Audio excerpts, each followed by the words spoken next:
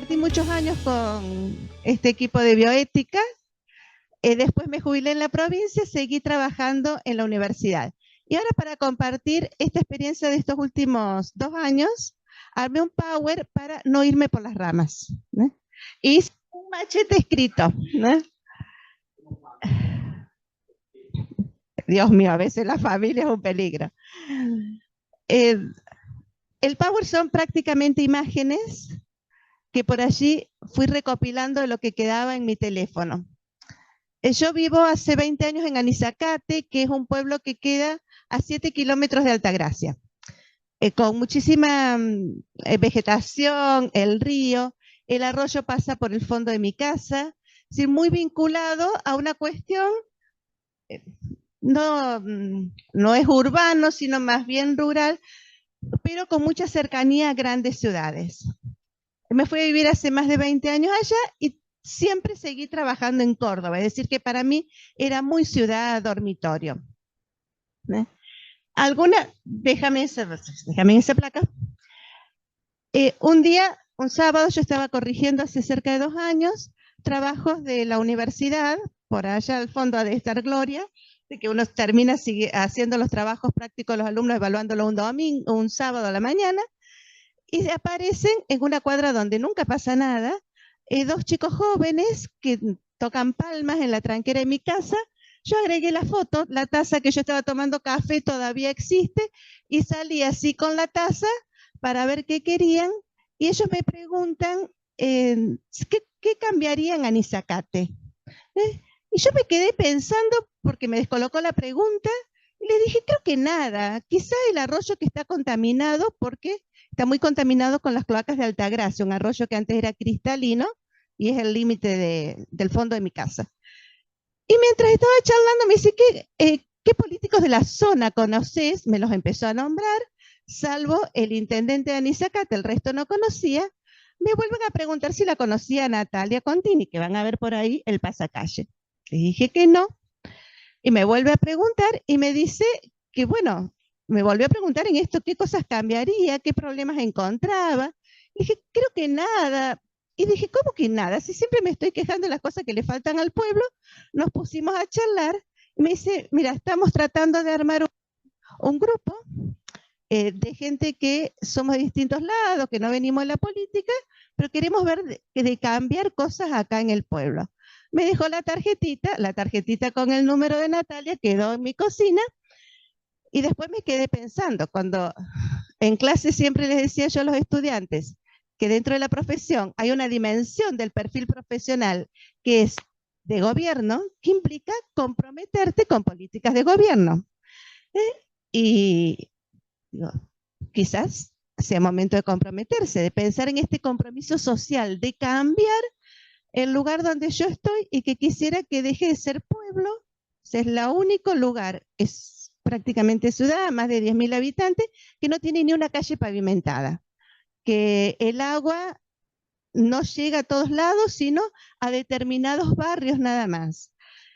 Me quedó eso pensando y el otro viernes éramos 8, empezamos a charlar y me empecé a comprometer. Entonces, sí, sin haberlo pensado nunca, sí me gustaba mucho el análisis de políticas públicas y por eso la maestría, y por qué pensar políticas públicas, pero desde un lugar más académico, me sumé a ese equipo de trabajo. Pásame la otra. No, volvete.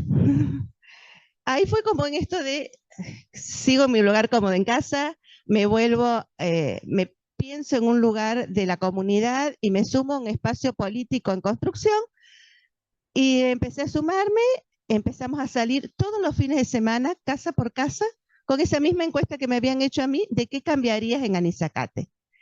Y qué cosas observás. Nadie la conocía a Natalia, así que el 70% la desconocía como figura pública. Ella había entrado como concejal por la oposición.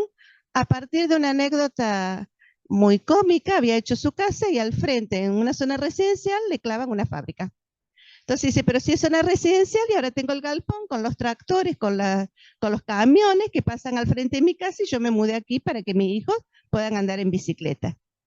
Va a hablar con el intendente le dice, ya pagaron la multa, y si no te gusta, volvete a Córdoba o hace un partido y ganame. Y ahí apareció la anécdota de empezar a juntarse y pensar una alternativa.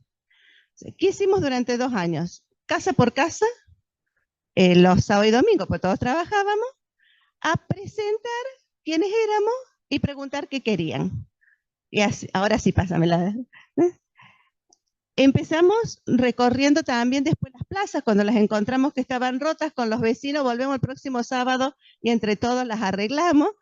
Hay una plaza que es como, la llaman de la vaquita, porque tiene un tacho en forma de vaca que los chicos se hamacan. Cuando nos fuimos a arreglarla, apareció la policía para ver quiénes éramos. Y empezamos un buen día a decir, bueno, si esto queremos que prospere, armemos un local. Había un local que se estaba terminando de construir, lo alquilamos entre todos, lo pintamos.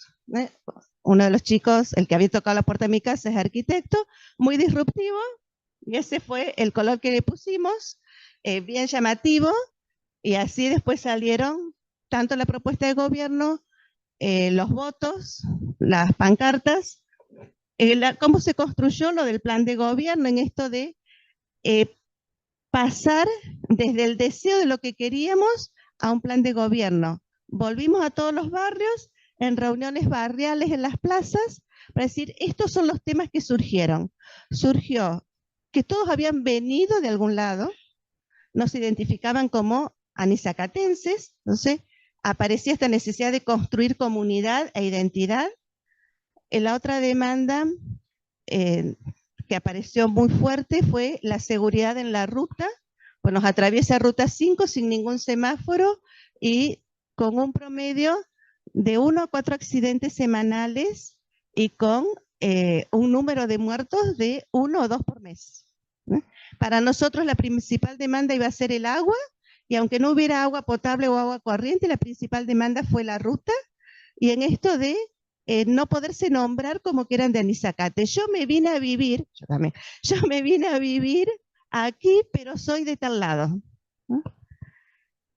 Y ahí empezamos a transformar esto de lo que nos imaginábamos a propuestas de gobierno, que fueron 17 ejes que tenía que ver con cuestiones éticas, desde dónde nos íbamos a parar, plantearnos que cuando inauguramos el local e hicimos una presentación en sociedad, la gente que nos acompañó ese día, al día siguiente llamaron desde la municipalidad pidiéndoles que no vuelvan a ir, cayéndoles la inspección al negocio, una intimación por una deuda municipal de 1 mes o 2 meses.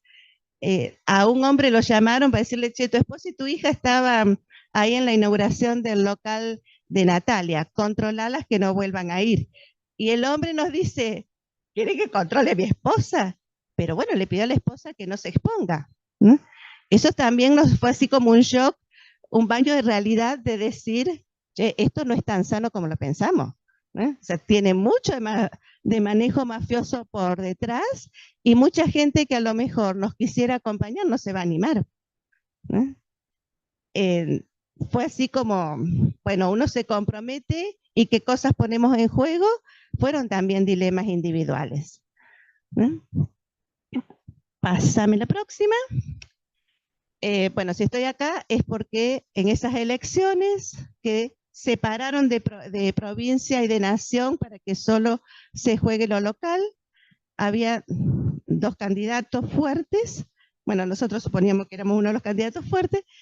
El intendente hacía 30 años que estaba en el gobierno, primero como secretario de gobierno, después como jefe comunal, después como intendente. En esta elección él no se podía presentar por esta ley provincial de que no es reelección indefinida, y quien se presentaba como intendente era su hijo y él como tercer concejal. Después nos presentábamos nosotros y otros 3 candidatos que venían presentándose en otras elecciones. O sea, si estoy acá es porque ganamos. Ganamos por 19 votos. Una elección en esto de no venir de la política y de pronto ser fiscal en una mesa, y que hasta último momento estar corroborando que carguen bien los datos en el sistema informático, porque el sistema informático era la gente de la misma municipalidad que lo manejaba. Entonces, estaban en su local, habían invitado a todos los dirigentes porque ellos estaban ganando, y nosotros por detrás, en la central de cómputo, de decir, esa mesa la cargaste al revés, ¿no? Cuando cargaron bien la mesa y ya habían salido, que habían ganado las elecciones, cargaron bien la mesa, ganamos nosotros por 19 votos. Judicializaron la elección 3 veces, tuvimos que defender permanentemente en la justicia el resultado, ¿eh? Y de pronto en tomar conciencia de, bueno, ganamos, ¿y ahora qué hacemos? En esto de que teníamos que definir proyectos individuales, proyectos de vida, y no solo los proyectos de gestión. Gloria está sentada allá al fondo y todavía me reclama en esa decisión individual de dejar la escuela de enfermería y quedarme en Anizacate.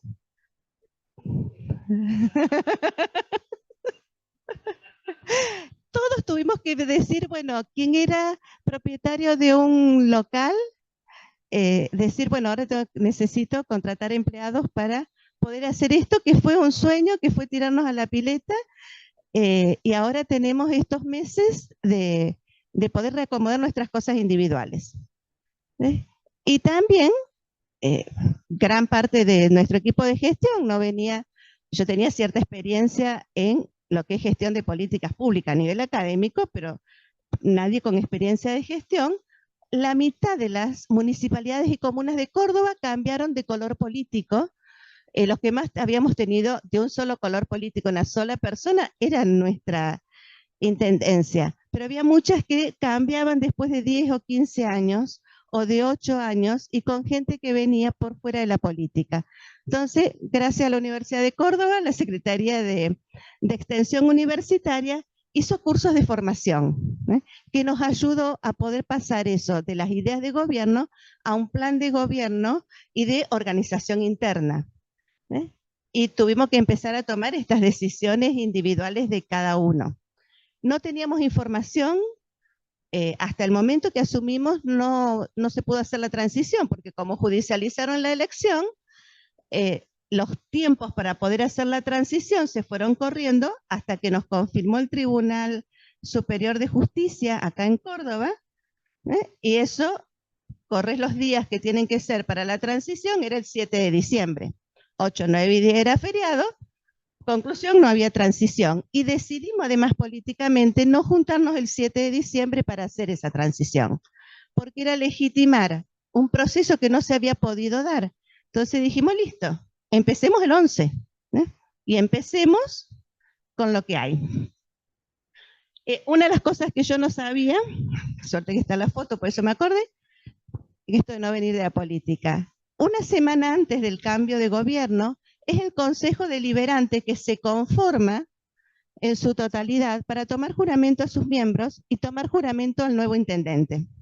Si nosotros el 4 de diciembre sesionamos como consejo, lo preside la persona de mayor edad, quien toma juramento a todos los integrantes. Y allí pasaron así algunas escenas que no sabes si son de terror o son cómicas, porque habíamos decidido, además éticamente, cumplir con todo el ordenamiento que tiene la ley de municipalidades. Vos te tenés que presentar con el diploma de haber sido elegido, tus documentos, la declaración jurada de todos tus movimientos económicos de estos últimos años, no tener antecedentes penales, un breve curso tuyo, declaración de propiedades.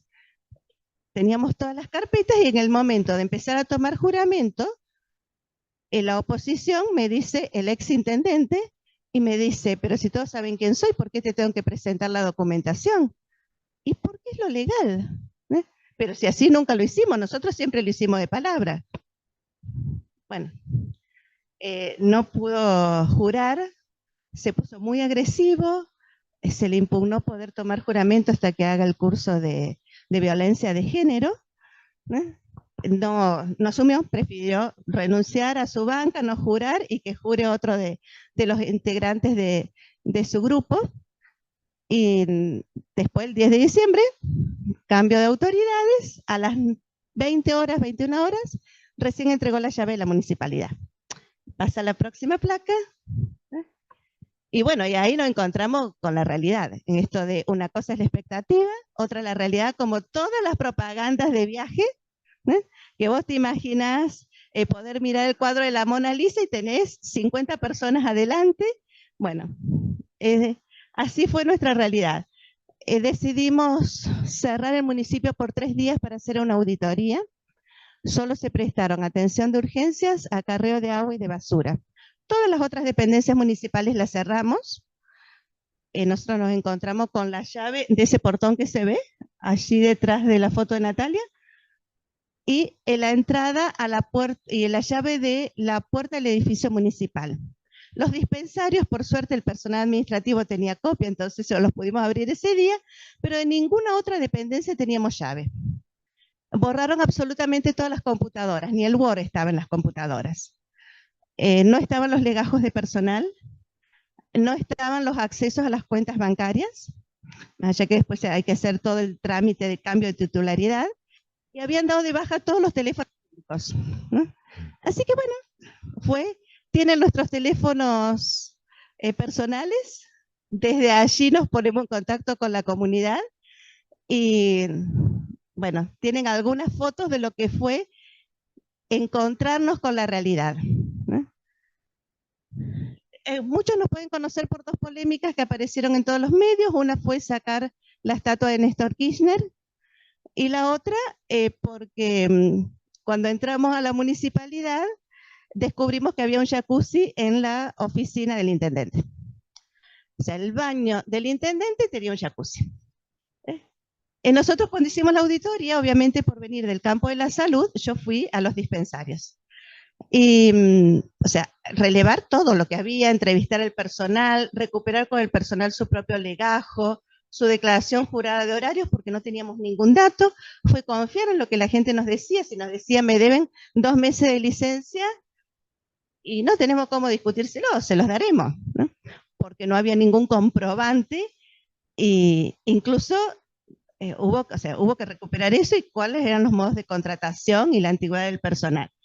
Entonces, el primer día, que nos habíamos juntado a las 6 de la mañana, en las 9 de la noche, volvimos a pasar por el DEM, por el edificio municipal. En esto, ¿cómo te fue cada uno? El chico que está en obras privadas, el arquitecto y la persona de comunicación del municipio, cuando yo los encuentro, me digo, ¿qué tal les fue? Encontramos un jacuzzi. Y yo creí que lo decían en broma. Al día siguiente, cuando fui de nuevo al edificio municipal, y yo me seguía riendo, subí, encontré el jacuzzi. Habían dejado también todos los baños tapados y las cloacas obstruidas. Me estoy acordando porque entramos al baño y era imposible. Y entonces en esto de llegar, aparecieron los primeros dilemas. Teníamos la mitad de la planta nombrada en forma irregular, entre que habíamos ganado las elecciones, todo el personal de planta política los habían pasado a planta permanente. Y junto con ellos habían pasado algunas personas que eran de carrera, que siempre habían estado en negro, pero ese decreto decidimos darlo de baja. Entonces quedaron 80 personas, que es la manifestación que se ve de ATE, con cese de contrato ese mismo diciembre. Y a partir de ahí se empezó a tramitar legajo por legajo para qué personas se volvían a contratar. O sea, eso fue una de las primeras shocks de decir, yo creo en el empleo público, creo en las políticas públicas y estoy despidiendo gente. ¿No es cierto que por acá estaba la cámara? Y la otra gran dilema que nos encontramos fue al poder acceder a las cuentas bancarias y al avanzar en la auditoría. O sea, la deuda de la municipalidad era de 1.000 millones. O sea, no teníamos ni siquiera la posibilidad de acceder a un crédito o usar cheques para poder empezar a hacer pagos. Todos los proveedores del último año no se les había pagado. Eso significaba que la plata que había entrado para PAICOR no se había asignado a PAICOR, se había asignado a pagos de salarios. Entonces, todos los proveedores de la zona les debíamos dinero. Se decidió hacer una convocatoria de acreedores. Fue una de las primeras resoluciones que tomamos en el Consejo Deliberante. Se declaró la emergencia económica y convocar a toda la gente que le debíamos, de los cuales además no sabíamos a quiénes le debíamos, pues no había ningún registro. O sea, lo sabíamos del boca a boca y cuando la gente empezó a presentarnos los comprobantes de la deuda. Pásame la próxima. ¿No? Algunas decisiones que tomamos a nivel general fue cubrir PAICOR a partir de marzo, cuando comenzaban las clases, de que el PAICOR, aunque la provincia te paga a los chicos que están inscritos en PAICOR, cubrir con fondos de la municipalidad, con lo que la gente fuera pagando de impuestos, cubrir el 100% de los chicos en prejardín, en la sala cuna, en jardín, primario y secundario, cubrir a todos el comedor. Pensando en esto de los niveles de empobrecimiento que hay en la comunidad. Es una comunidad que al tener mucho rural, hay mucha quinta, o sea, no tenés gente que no tenga una propiedad, así sea sumamente precaria, o sea, no vas a tener gente durmiendo en la calle como en las ciudades, pero sí la necesidad de poder cubrir esta comida a todos los chicos que circulen por la escuela. Esa decisión la habíamos tomado antes de asumir y había sido un compromiso ético que lo habíamos dicho en campaña y que por la historia de vida de quienes estábamos en el grupo, habíamos decidido sostenerla.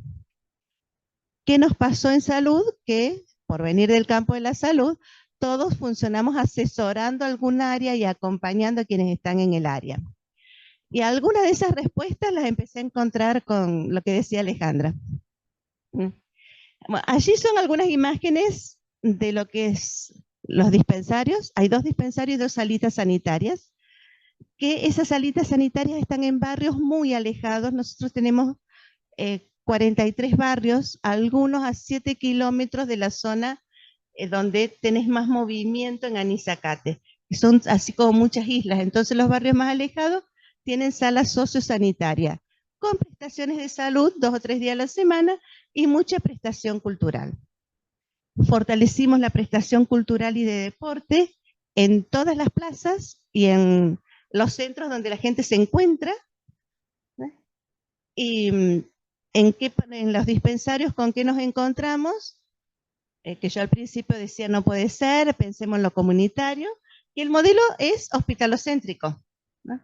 Esto de pensar que la respuesta es individual, que el saber médico, que la persona que va a hacerse atender es paciente, pero paciente en el sentido de pasivo, de que no sabe, no se cuida, incumple, y tiene que venir a hacer la cola para sacar el turno, porque si no, no se va a comprometer para venir el día que tiene el turno, sumamente arraigado y muy arraigado en los profesionales. O sea, no solo en la comunidad, de que así fue siempre y así tenía que seguir siendo, sino en los profesionales esta mirada desvalorizadora de la población, donde había que volver a empoderar en la posibilidad de construir al profesional y que la comunidad tiene respuestas de salud, ¿no?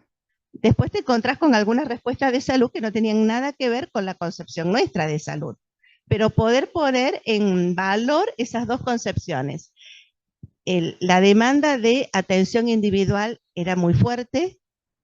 Primera respuesta teórica la dio Alejandra cuando decía las respuestas enlatadas no son lo mismo en ciudad que en el interior o en la zona rural o periurbana, y respuestas que tenemos nosotros y proyectos que tenemos en la cabeza. Como yo vengo del campo de la salud mental, pensaba mucho en la salud mental comunitaria. Esto de poder pensar la oferta sanitaria que sea en grupos de mujeres para poder discutir las problemáticas de la mujer, muy onda promoción y prevención de la salud mental, o con los sufrimientos psíquicos más comunes y de baja complejidad, ansiedad y depresión, poder armar grupos terapéuticos. En 2 meses había sido un fracaso absoluto. La gente no iba. ¿Por qué? Porque todos nos conocemos. ¿Qué voy a hablar yo en grupo de lo que me pasa? Porque después esa persona que estuvo en el grupo le va a contar a la vecina y todos se van a enterar de lo que yo compartí en el grupo, ¿no? Algo que acá en la ciudad nos parece imposible y era muy fuerte y listo, desarmamos la oferta grupal. Y también en pensar desde dónde veníamos, había 2 años y medio de espera para la atención de salud mental, para un turno de psicología.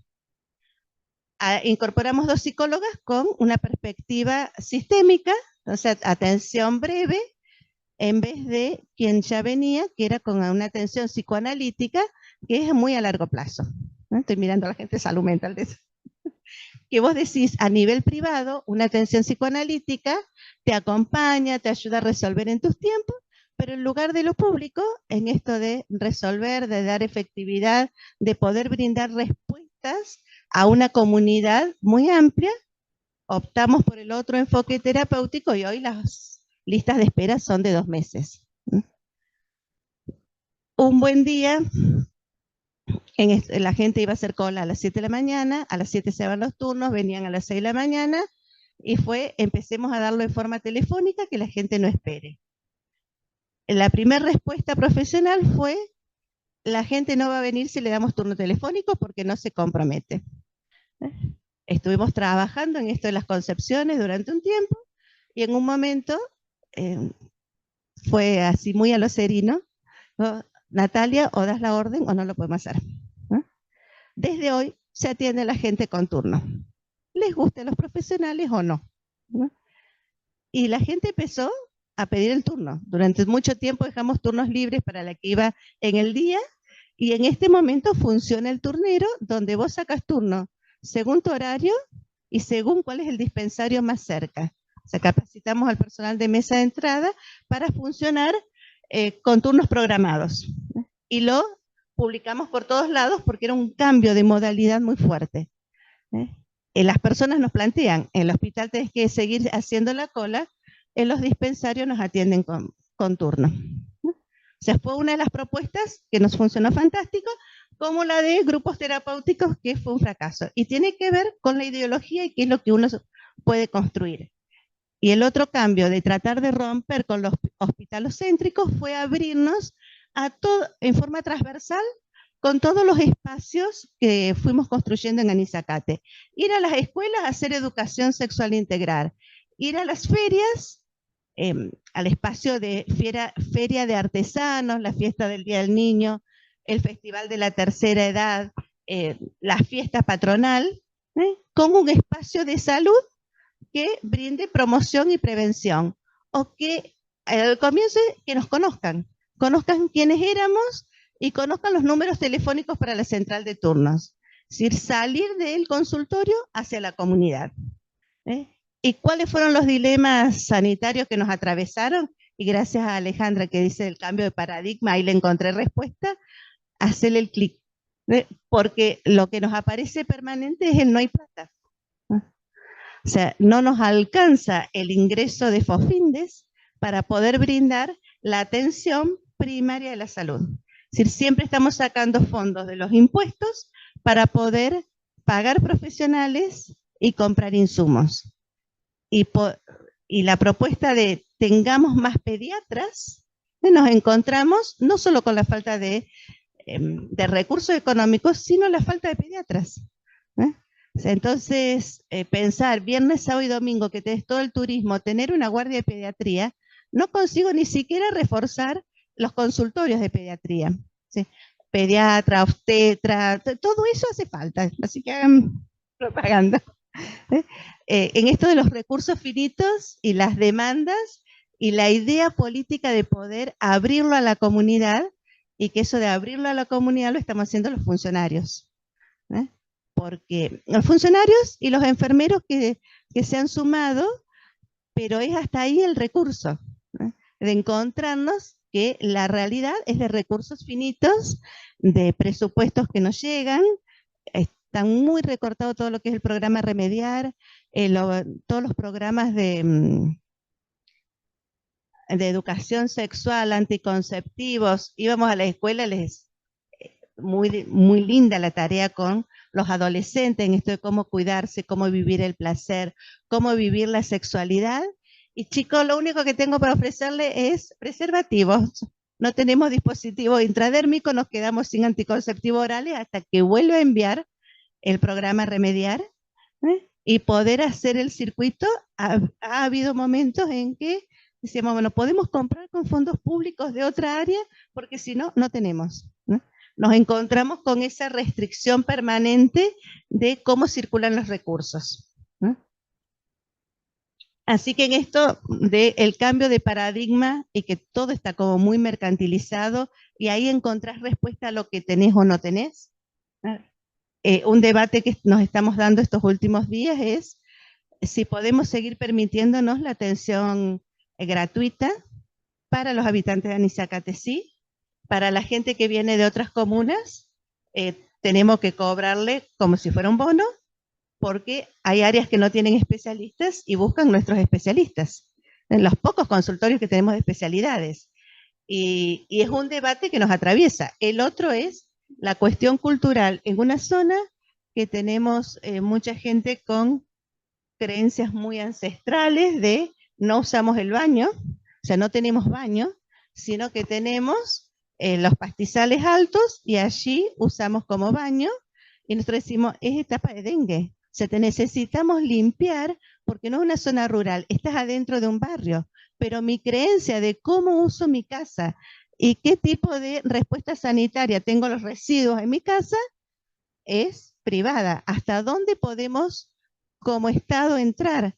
A quien no limpia las piletas y las dejó abandonadas, pues viven en la ciudad y todavía no vinieron. ¿Podemos entrar a cortar el pasto seco en la época de incendios o poner la herbicida en época de dengue?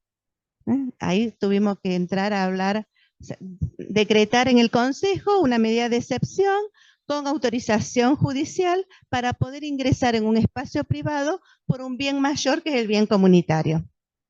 O sea, se empiezan a entrelazar cosas que a veces uno cuando está en la atención permanente en un espacio de salud no se te cruzan por la cabeza.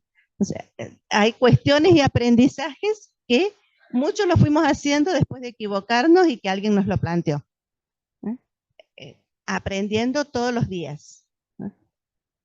Hacerle el otro clic.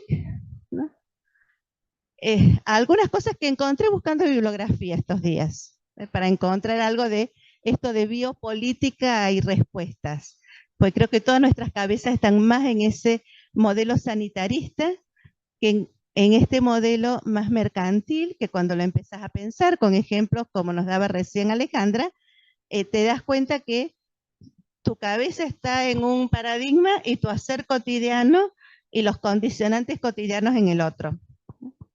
Por un lado, que ni la política ni la ética son prácticas autosuficientes. Nos encontramos muchos momentos con indignación de la población, muy personalizada en un grupo con nombre y apellido de personas que cuestionan permanentemente el hacer, pero que también nos ayudan a pensar. Y la aprobación de la gente también te aparece, por otro lado, generalmente en los eventos públicos, pero que solos no son posibles, o sea, necesitas estas dos contracaras. Bueno, el objetivo nuestro fue cambiar un modelo de gestión desde un lugar absolutamente patriarcal, feudal, a uno que tenga compromiso con la comunidad, y en este momento estamos tratando de que la comunidad nos dé respuesta para que el presupuesto del próximo año sea un presupuesto local participativo. Y también es cambiar toda una cuestión ideológica de qué es lo que aporta y qué es lo que quiere cada barrio, de poder generar condiciones éticas en la estructura del Estado y que la relación con la población sea una relación política. Y bueno, y el dilema que nos atraviesa es permanentemente el de justicia sanitaria, pensando la salud con ese modelo más sanitarista, de que no es solo los dispensarios, sino también en vinculación con turismo, con ambiente, con deporte y con cultura, que son las áreas con las cuales está transversalizado todo lo de salud una vez que salimos del consultorio. Y nos encontramos con estos dilemas y a veces la urgencia de la gestión de que no tenés tiempo de frenar y pensar. Lo que nos damos cuenta es que estos 2 últimos meses podemos debatir, nos sabemos juntar, volver al local partidario para salir un poco de la gestión y pensar desde dónde salimos y con qué sueños empezamos a construir el año pasado, porque si no estábamos todo el tiempo tajando penales, que era lógico, no teníamos ni siquiera un dato de quiénes eran los empleados, salvo los que nos pudieron ir contando ellos. Y en este momento ya, habiendo reconstruido mucho la estructura del Estado, poder empezar a pensar y a tomar estas decisiones dilemáticas con más debate en profundidad. ¿eh? Y en esto de poder ir construyendo las cosas que habíamos pensado al comienzo, descubrimos que la relación para sanear la ruta, tener semáforos, sendas peatonales, es sumamente lento. Pudimos pensar sendas peatonales y los inspectores en la ruta que funcionen como semáforo, pero no hemos podido poner 2 semáforos en el pueblo para poder frenar todo el turismo y que la gente pueda cruzar la calle. ¿no? Lo de construir identidad en Anizacate lo pudimos trabajar muchísimo con eventos y festivales, todo al pulmón, con mucha participación ciudadana, y hemos podido construir esas 2 cosas más fuertemente, y el ordenamiento urbano que nos pedían de que no se puede hacer cualquier cosa en cualquier lado, y pensar por dónde se traza una calle o dónde son los cortafuegos para la época de incendio, por dónde escurre el agua en épocas de inundaciones. Todo eso nunca se había planificado porque había crecido en forma muy desordenada y muchos barrios vendidos como barrios cerrados, al mejor estilo de humor cordobés. Un barrio cerrado, pero que no tenía ni agua, ni recolección de basura, ni las calles, pero los terrenos estaban vendidos y la gente había construido y demanda servicios. ¿no? Entonces, como que esos debates son infinitos para que esa gente viva en forma más saludable. Bueno, ahí me conté que creo aceleradamente mucho de la experiencia. Lo mío fue traer experiencia, ¿no? Claro, y bajar un poco estos conceptos teóricos a la realidad. Las fotos reflejan algunos momentos. En esto de construir identidad, había una bandera en Anizacate y hicimos los pins. Esa foto de las bicicleteadas fue para el mes del autismo, con niños, nuestro río Anizacate, y estamos encontrando zonas de valor histórico y arqueológico de morteros de la época aborigen, Comichingón, que es uno de los circuitos que ahora se va a hacer cross race, o sea, una carrera por zonas naturales, no una maratón por calles, sino por zonas naturales, que va a recorrer estos circuitos el 2 de noviembre. En esto de encontrar una identidad que nos aglutine.